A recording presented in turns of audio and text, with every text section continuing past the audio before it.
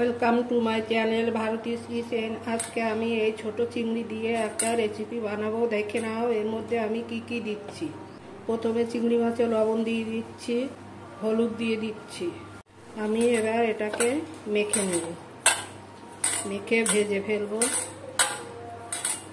আমি এখানে 150 গ্রাম মতন দই মিক্সিতে ফেটিয়ে নিয়েছি, গুঁড়ো লঙ্কা আর অল্প একটু চিনি, সঙ্গে নিয়েছি 2টো পেঁয়াজ কোচানো। আমি দইয়ের মধ্যে লবণ দিয়ে দিচ্ছি, হলুদটা দিয়ে দিচ্ছি, গুঁড়ো লঙ্কাটা দিয়ে দিলাম। এবার এটার একটা আমি ঘোল বানাবো। কড়াটা গরম হয়ে গেছে, তেলটা দিয়ে দিচ্ছি। তেলটা গরম হয়ে গেছে, আমি পেঁয়াজগুলো দিয়ে দিচ্ছি। পেঁয়াজগুলো লাল লাল করে ভাজবো।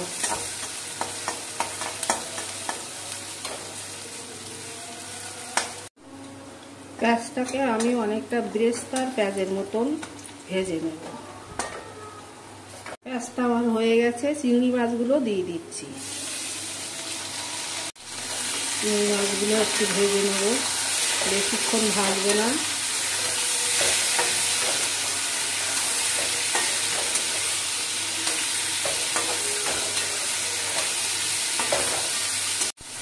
চিংড়ি মাছটা আমার ভাজা হয়ে গেছে।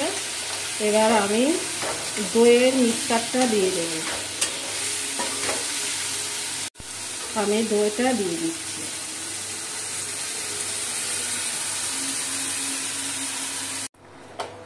তোমরা বাড়িতে এরকম করে রান্না করে দেখো, দই দিয়ে চিংড়ি মাছ ভীষণ খেতে সুন্দর লাগে, ভালো লাগে, টেস্টি খুব।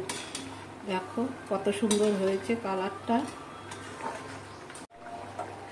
আর রান্নাটা আমার হয়ে গেছে, আমি এবারে নামিয়ে নিচ্ছি। দেখো কত সুন্দর হয়েছে, এরকম ঘন করে নামাবে। দেখো আমার রেডি দই চিংড়ি। এটা খেতে খুব সুস্বাদু হয়েছে। তোমরা বাড়িতে বানিয়ে দেখো, যদি ভালো হয় তাহলে আমাকে একটু কমেন্ট করে জানিও।